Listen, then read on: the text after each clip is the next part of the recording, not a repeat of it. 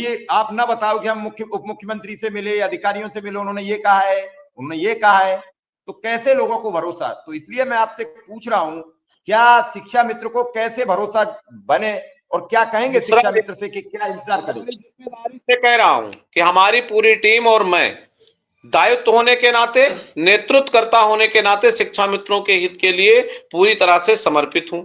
उनको धैर्य रखना होगा और बाकी तमाम साथी जो कमेंट करते हैं, जो बुराई करते हैं कि इनसे कुछ नहीं होगा या सरकार कुछ नहीं करेगी, तो जाकी रही भावना जैसी, हर मूरत देखी तिन तैसी। जिनको मेरे स्वरूप में जो भी कुछ दिख रहा हो, मैं पूरी ईमानदारी, पूरी निष्ठा के साथ शिक्षा मित्र हित के लिए संघर्ष कर रहा हूं और आप धैर्य रखिए, इसका परिणाम सुखद होगा। जब भी कोई बहुत ही कठिन परीक्षा होती है तो उस कठिन परीक्षा के बाद जो परिणाम आता है वो सुखद ही होता है। शिक्षा मित्रों के धैर्य की, अनुदेशकों के धैर्य की काफी कठिन परीक्षा हो चुकी है। शिक्षा मित्र तिल तिल की परीक्षा दे रहा है और इस परीक्षा के बाद इस धैर्य और साहस में अगर आप पास हुए तो हमारा परिणाम आगे सुखद होगा। इसलिए मुझे धैर्य रखना चाहिए। इसी के साथ आप सबको बहुत बहुत धन्यवाद। और हम कहीं जाना है, इसलिए मैं क्षमा चाहूंगा। धन्यवाद। चलिए, कोई नहीं। विक्रम सिंह, ट्रांसफर की बात पर अब शुक्ला जी भी मोहर लगा रहे हैं कि सारी तैयारी है, जो एक वापो है। विक्रम सिंह, आज मैं शाहजहांपुर में था तो शिक्षा मित्र साथी कुछ पीछे पड़ गए और मुझे जाना पड़ा मिलने। जाते ही एक महिला शिक्षा मित्र बुरी तरीके से भावुक हो गई, क्योंकि उसकी ड्यूटी शाहजहांपुर में और उसके पति फर्रुखाबाद में। अब तक फोन पर बात होती थी तो अलग थी, अब सामने थे तो मैंने देखा कि कितनी दिक्कतें उन्होंने अपने पति से भी बात कराई। वहां और भी बहुत सारे अनुदेशक थे, सबकी बेहद समस्याएं थी। कुल मिला के सबकी एक ही समस्या थी कि बड़े अच्छे रोजगार में थे और वक्त ने ऐसा पलटा खाया कि हम यहाँ 9,000 में और 7,000 में फंस गए। जीवन नर्क हो गया है। दवा के लिए पैसे नहीं है, बच्चों के लिए फीस नहीं है, बूढ़े माँ बाप के इलाज के लिए कोई पैसे नहीं है। कैसे जिंदगी की गुजर बसर हो।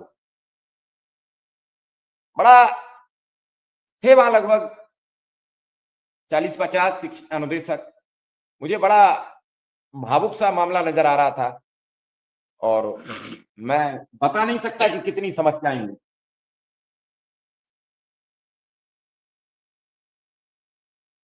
जी सर, इसकी सूचना हमें मिली थी। प्रशांत सक्सेना जी जो शाहजहांपुर के हैं, उन्होंने हमें फोन किया था दिन में कि आपका आगमन शाहजहांपुर में होने वाला है और उन्होंने पूरी तैयारी अपने लोगों को सूचना देकर की थी। हमारे प्रदेश सोशल मीडिया प्रभारी दिनेश देव जी हैं,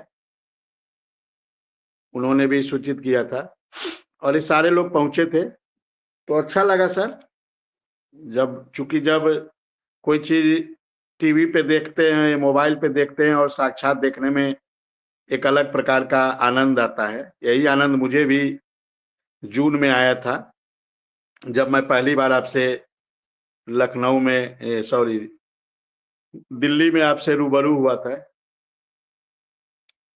तो कहीं ना कहीं ये सब चीजें है। नहीं, मैं पहली बार आपसे लखनऊ में रूबरू हुआ था सर, जब ब्रजेश पाठक जी के यहाँ जनवरी का महीना था, हम लोग 1 जनवरी 2022।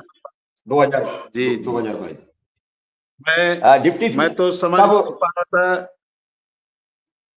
तत्कालीन कानून मंत्री, अब मौजूदा डिप्टी सीएम ब्रजेश पाठक के आवास।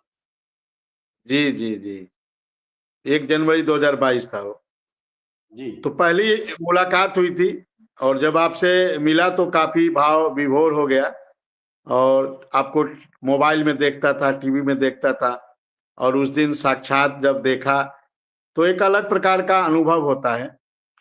और कल देखिए मेरे पास दिल्ली यूनिवर्सिटी के एक असिस्टेंट प्रोफेसर का फोन आया। उन्होंने फोन किया, उनकी सिस्टर शामली जनपद में है, अनुदेशक है, उनके पति आईबी में हैं गाजियाबाद में। अब उनकी एक छोटी बेबी है। अब इतना भावुक क्षण हो जाता है। अब दो परिवार, एक शामली रहता हो, एक गाजियाबाद रहता हो, छोटी बेबी है, उसकी सेवा, उसकी देखरेख, मतलब कितनी बड़ी जिम्मेदारी महिलाओं पे हो रही है। महिला अनुदेशक की बात मैं कह रहा हूं, और शिक्षा मित्र में भी ऐसे बहुत सारे लोग हैं, और इसमें कहीं कोई आर्थिक समस्या भी नहीं है, कहीं कोई पैसे का लेन देन नहीं है, पैसे का हेर फेर नहीं है, एक पैसा न लगना है, न लेना है, न देना है। हालांकि इस पे भी काम चल रहा है। सुंदरम सर ने दिसंबर में कहा था हम लोग शासनादेश का इंतजार कर रहे हैं, लेकिन ये सब चीजें अब 11 वर्षों से आप बताइए किस प्रकार से लोग रह रहे हैं। एक हमारा महिलाओं का ग्रुप है सर, उसमें केवल महिलाएं जुड़ी हैं, और मैं एक अकेला उसमें पुरुष हूं, चूंकि